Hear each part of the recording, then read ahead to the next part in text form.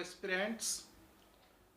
Today we are going to take the class regarding the Bharat Ratna. Bharat Ratna, which one is this highest civilian award of India? Bharat का सर्वोत्कृष्ट पुरस्कार है जो शांति और सेवा के क्षेत्र में दिया जाता है। इसको देने का जो प्राविधान है प्रतिवर्ष देने का है, प्रतिवर्ष। और इसमें एक व्यवस्था ये भी की गई है कि मैक्सिमम एक वर्ष में 3 व्यक्तियों को दिया जा सकता है, 3 से ज़्यादा लोगों को नहीं दिया जा सकता। और सर्वप्रथम जो पहला अवार्ड जो ये दिया गया था ये 1954 में दिया गया था। तो इसकी शुरुआत जो हुई है 1954 में हुई है। और जो फर्स्ट रिसिपिएंट थे 3 लोग थे, वो तीन में डॉक्टर सर्वपल्ली राधाकृष्णन जो हमारे 2nd नंबर के राष्ट्रपति बने, दूसरे व्यक्ति सी राजगोपालाचारी जो भारत के आज़ाद भारत के first governor general of India and Indian world में कह सकता हूँ, क्योंकि इंडिया की आज़ादी के बाद जो पहला गवर्नर जनरल बना तो अंग्रेज माउंटबेटन बना था, लेकिन फर्स्ट इंडियन जिसको बनाया गया था वो सी राजगोपालाचारी थे। राजगोपालाचारी बहुत ही विद्वान व्यक्ति थे, उन्होंने कंब की रामायण को भी ट्रांसलेट किया है। और तो थर्ड पर्सन जो थे वो डॉक्टर सीवी रमन थे। सीवी रमन जो भारत के वैज्ञानिक रहे हैं और उनकी जो रिसर्च रही है सीवी रमन की जो रमन इफेक्ट उनकी रचना है या उनका जो शोध है जिस पर कि उनको नोबेल पुरस्कार भी मिला था 1928 में। तो पहले ये 3 व्यक्ति थे जिनको भारत रत्न दिया गया था। सबसे पहले 3 व्यक्ति लोग थे। भारत रत्न जो दिया जाता है उसमें होता क्या है, तो भारत रत्न में कोई मॉनिटरी लेन देन नहीं होती, इन द सेंस कि उसमें पैसा नहीं दिया जाता है, उसमें कुछ पैसों का व्यवस्था नहीं है। उसके अंदर एक राष्ट्रपति एक सर्टिफिकेट देते हैं जिसमें उनकी साइन होती है, और दूसरे एक मेटल का बना हुआ एक पीपल का जो पत्ता होता है, मतलब पीपल लीफ जो मेटेलिक होता है, और मेटेलिक में भी वो ब्रॉन्ज का बना होता है। और उसकी जो साइज होती है वो 3 डायमेंशनल है, तो उसकी लेंथ जो होती है वो 5.8 सेंटीमीटर होती है, उसकी ब्रेड्थ जो है 4.7 सेंटीमीटर की होती है, और उसकी जो थिकनेस है, मैं जिसको हाइट कह सकता हूँ, वो 3.1 मिलीमीटर की होती है। तो इस साइज का ये पत्ता होता है, पीपल का पत्ता। और उसका जो फ्रंट फेस होता है सामने का, उसके ऊपर सूर्य का एक चमकता हुआ जो सूर्य की जो एक प्रतिमा होती है वो उस पर उकेरी गई होती है, एनग्रेव्ड है उसके ऊपर। और उसके नीचे देवनागरी स्क्रिप्ट में, मतलब मैं कह सकता हूँ हिंदी में वैसे है, देवनागरी में वहाँ पर भारत रत्न लिखा होता है। उसका जो रिवर्स साइड है, पिछला भाग जो होता है, पिछले भाग में वहाँ पर नेशनल एम्बलम अपना है, और नीचे वो भी देवनागरी स्क्रिप्ट में ही वहाँ पर सत्यमेव जयते लिखा रहता है।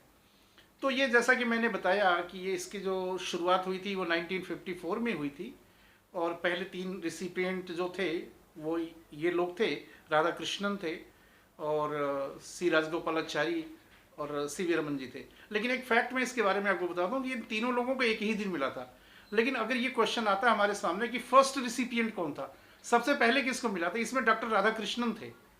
बात वही आ गई कि जैसे कि मून पर जो अमेरिकन जो एस्ट्रोनॉट्स पहुंचे थे, जुलाई 1969 की मैं बात कर रहा हूँ, तो जो उनका जो वहाँ पर व्हीकल जब वहाँ पर मून पर लैंड किया तो 3 व्यक्ति गए थे, उसमें नील आर्मस्ट्रांग, एडविन एल्ड्रिन और माइकल कॉलिंस, ये 3 व्यक्ति थे।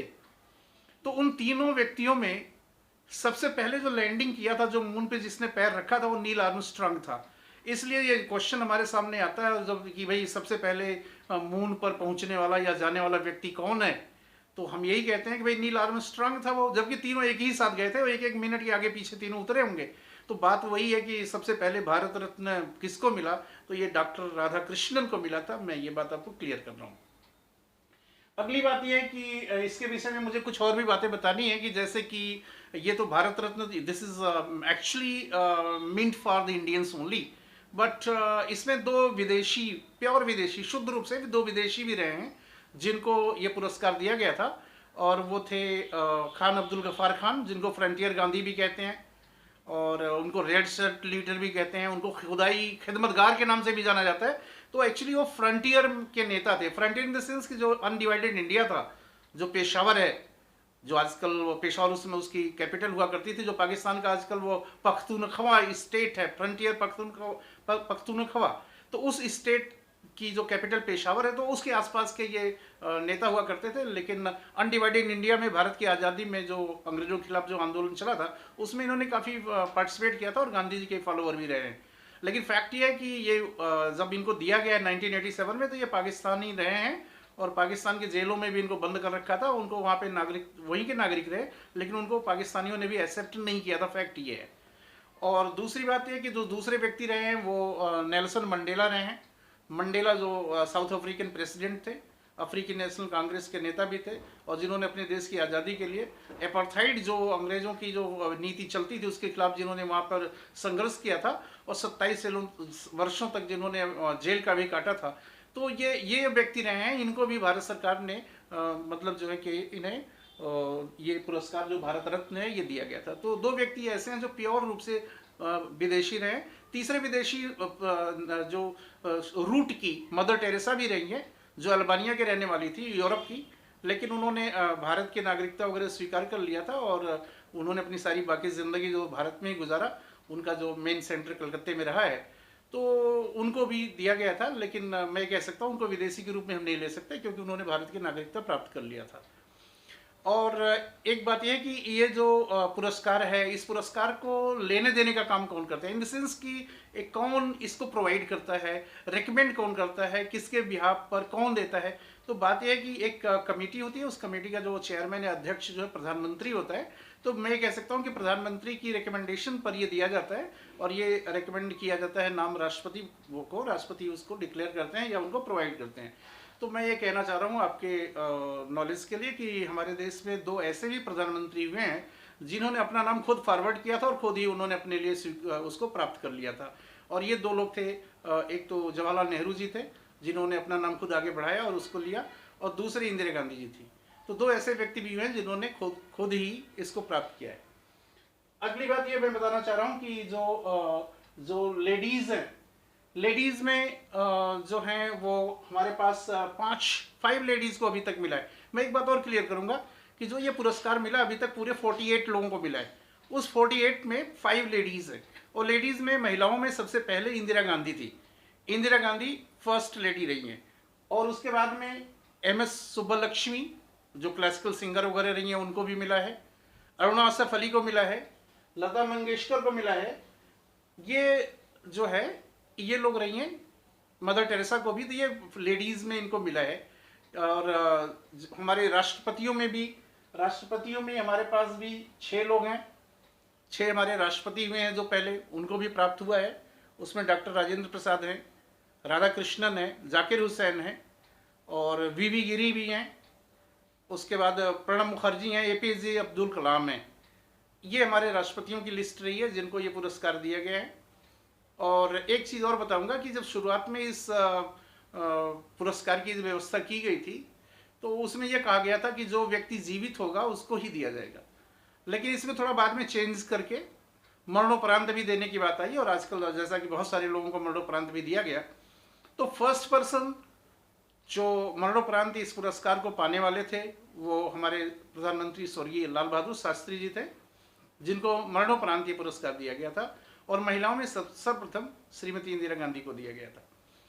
और एक बात है कि कुछ जो मुस्लिम्स हैं जिनको ये पुरस्कार मिला है, वो डॉक्टर जाकिर हुसैन रहे हैं, APJ अब्दुल कलाम हैं, और यहाँ पर जो है मौलाना आज़ाद हैं, और खान अब्दुल गफ़ार खान, जिसका नाम मैंने पहले लिया था, ये खान अब्दुल गफ़ार खान जो फ्रंटियर गांधी। तो इस तरह से ये 4 व्यक्ति मुस्लिम कम्युनिटी से भी हैं।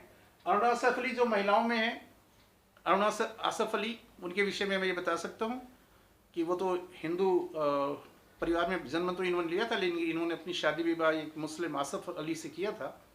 और इनके बारे में आप लोग खुद फैसला करिए कि कौन है। बात यह है यहाँ पर, और एक चीज़ कि सबसे यंगेस्ट, सबसे कम उम्र में इस पुरस्कार को प्राप्त करने वाले सचिन तेंदुलकर क्रिकेटर रहे हैं। खेल के क्षेत्र में सचिन तेंदुलकर जो थे वो सबसे कम उम्र के यंगेस्ट, अभी तक के यंगेस्ट रहे हैं। और एक चीज़ और, इसमें एक चीज़ और मैं आपको बताना चाहता हूँ कि ये पुरस्कार नेताजी सुभाष चंद्र बोस को भी दिया गया था मरणोपरांत। तो फैक्ट ये है कि उनकी मृत्यु का कुछ पक्का हिसाब किसी को जानकारी नहीं रही।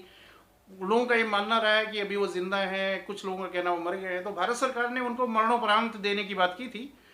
मरणोपरांत भारत सरकार की लिस्ट में माना गया कि वो मर चुके हैं, तो इस ब्याह पे उनको देने की बात की गई थी, लेकिन उनके परिवार वालों ने इसको रिजेक्ट कर दिया, क्योंकि उनका मानना है कि अभी वो जिंदा हैं, या उन्होंने ये समझा कि भाई अभी जब तक कंफर्मेशन नहीं होता है कुछ, तो उन्होंने इस पुरस्कार को लेने से मना कर दिया।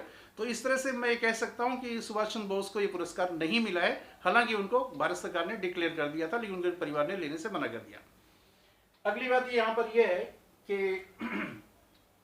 ये जो पुरस्कार है वो जैसा कि मैंने बताया कि पूरे 48 लोगों को मिला है, और ये बहुत सारे क्षेत्रों में काम करने वाले लोगों को, जैसे कला के क्षेत्र में, जो सोशल सर्विस, और जैसे कि सेवा के क्षेत्र में, बहुत सारे राजनीति के क्षेत्र में, लिटरेचर के क्षेत्र में, बहुत सारे क्षेत्रों में ये पुरस्कार लोगों को दिया गया है। और ये जैसा कि पिछले 2-1 सालों से अभी नहीं दिया जा रहा है, तो लास्ट में 2018 में प्रोवाइड किया गया था, जिसमें हमारे राष्ट्रपति, पूर्व राष्ट्रपति जो स्वर्गीय भी हो गए, प्रणब मुखर्जी जी को दिया गया था, नानाजी देशमुख को दिया गया था। नानाजी देशमुख जो कि संघ के और जनसंघ के संस्थापकों में से भी रहे हैं, बहुत बड़े वो आरएसएस के प्रचारक भी रहे हैं, उनको दिया गया था, जिनका अपना एक चित्रकूट में विश्वविद्यालय भी चलता है, और समाज सेवा के क्षेत्र में उनकी जो योगदान है बहुत ही महत्वपूर्ण है।